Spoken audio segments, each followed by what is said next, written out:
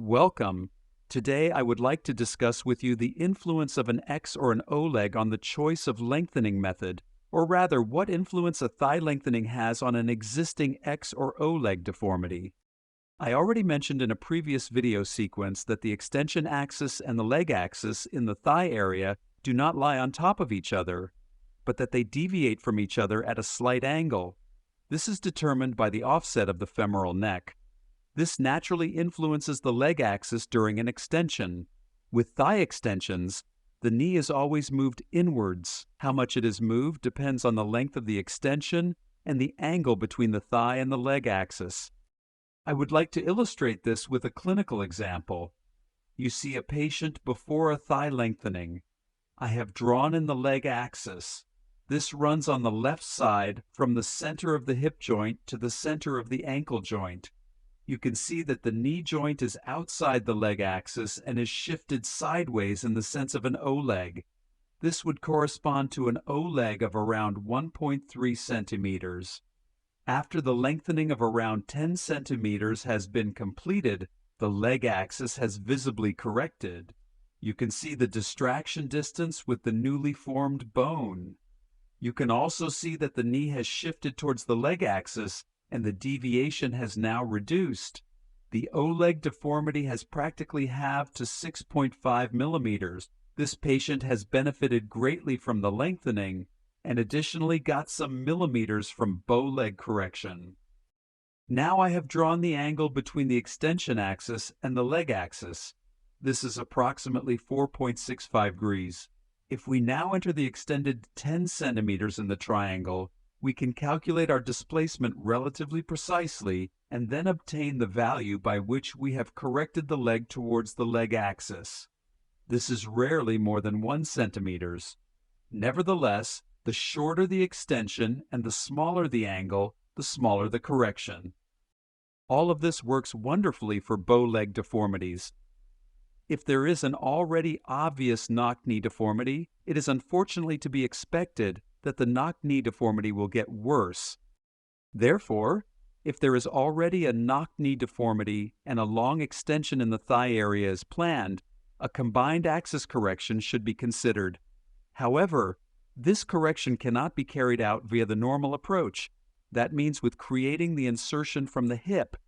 It must then be carried out via a so-called retrograde approach, via the knee joint. Now, there are certain things that you have to be aware of and consider.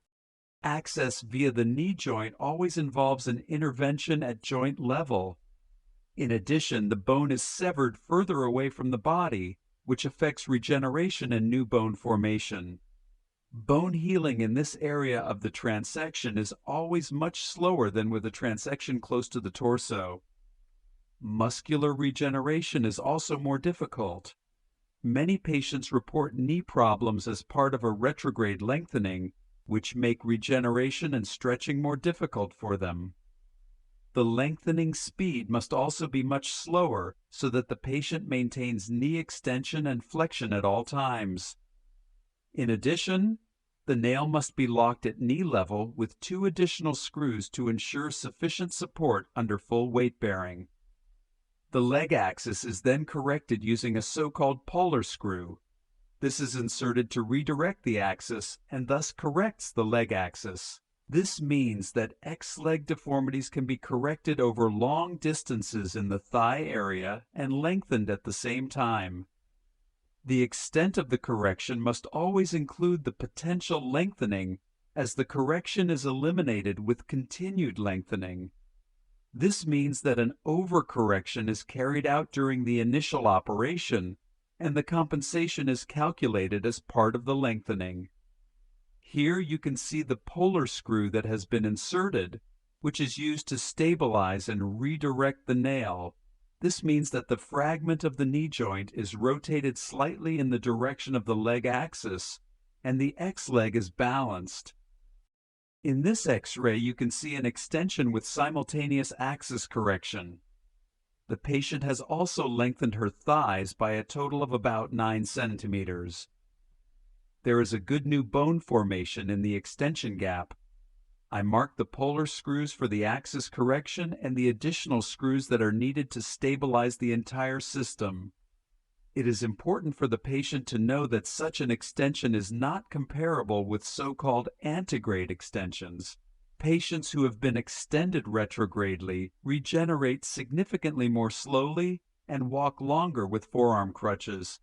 Significantly more knee problems and slower bone regeneration can be expected compared to nails inserted antegradely.